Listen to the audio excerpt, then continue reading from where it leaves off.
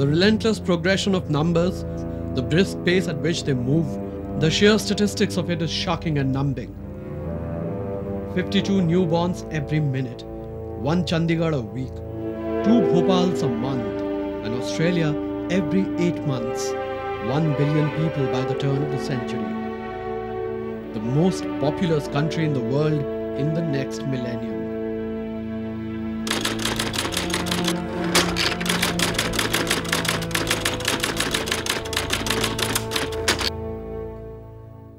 India has 16% of the world's population with just about 2% of the global landmass.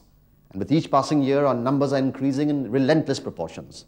As the country races ahead to become the most populous country in the world, we might very well ask, what is the problem all about? In 1951, India's population was 361 million.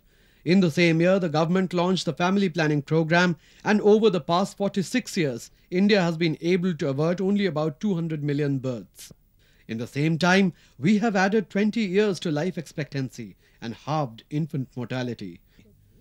Total fertility rate or number of births during reproductive age, which was 5.9% in 1951 to 61, was nearly halved by the early 90s. An annual growth rate which was more than 2% during 1951 to 91 has dropped marginally to around 1.98%. But with a population juggernaut that is 960 million strong, even a 1.98% annual growth is nothing short of an apocalypse.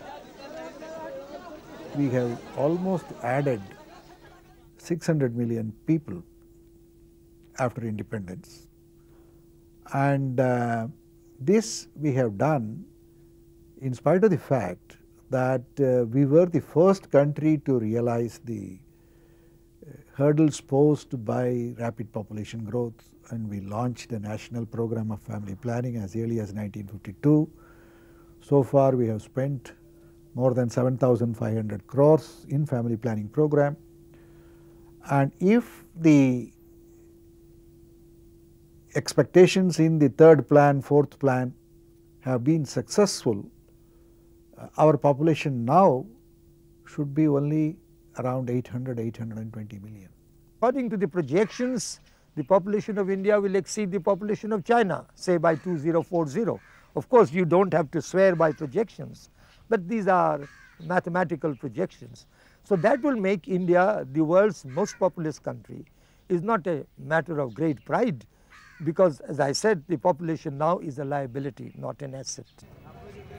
Which is why experts feel that the Indian family planning program has to redefine its approach and gear up its act. The thrust of the campaign has to change, and also people must realize it's not just government's responsibility. It is the people's participation that we are looking at, and corporate sectors to look for partnerships, and there's a huge quantum of unmet need as it is perceived. That is, people who want to access family planning but can't.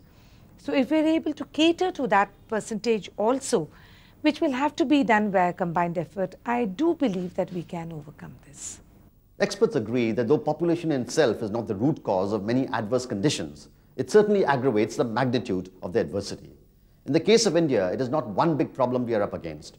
There is hunger, poverty on one side to urbanization and infrastructural gaps on the other. And a runaway population growth compounds other problems. Before we get into analysis, here are some hard facts.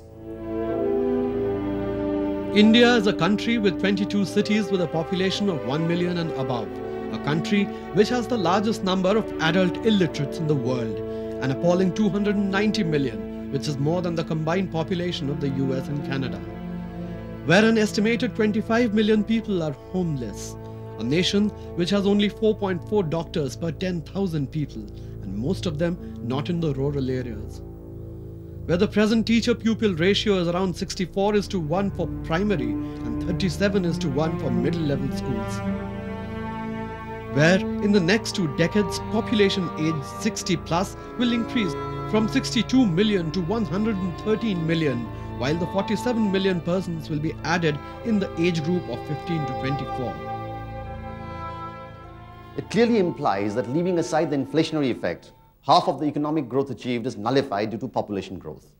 In the future too, unless the population growth stabilizes, the gains in economic prosperity would never result in high levels of per capita income. In the micro level, the population growth will impact at various pressure points, beginning with poverty alleviation. Was below poverty line. While according to expert group methodology, the figure is somewhere around 36%. If we use poverty ratios of the expert groups, the total number of people who need upliftment above poverty line is about 342.8 million, nearly 2.5 times the official estimates. Whichever estimates one chooses, it does not make poverty alleviation easier. Or take for instance food security in the future.